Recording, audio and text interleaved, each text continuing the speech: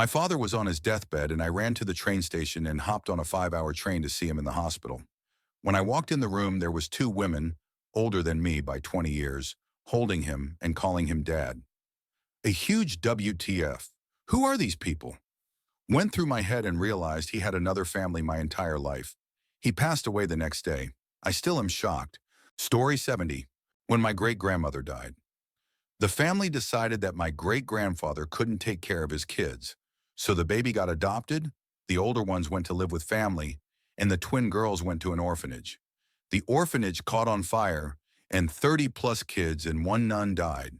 The twins survived it but were probably traumatized by all of this because they were, let's just say, unwell psychologically for the rest of their lives. I feel terrible for my great-grandfather.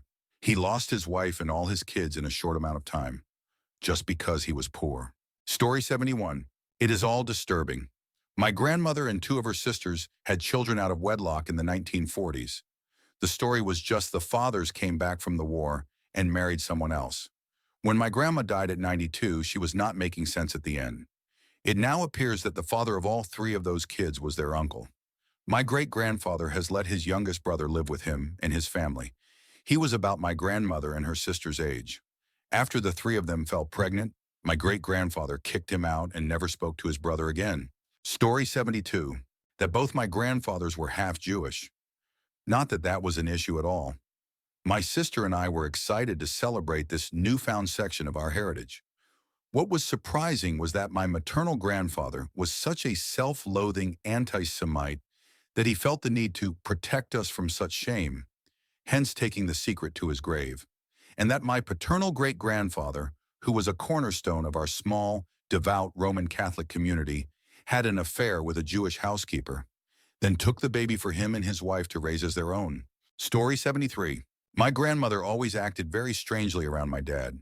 He was always nice to her, but her voice was always strange, and her body language was odd when she was around him.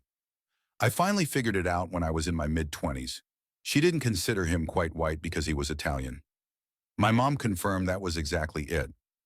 I don't know if she was consciously thinking that, or if it was purely subconscious. My dad was completely aware of this.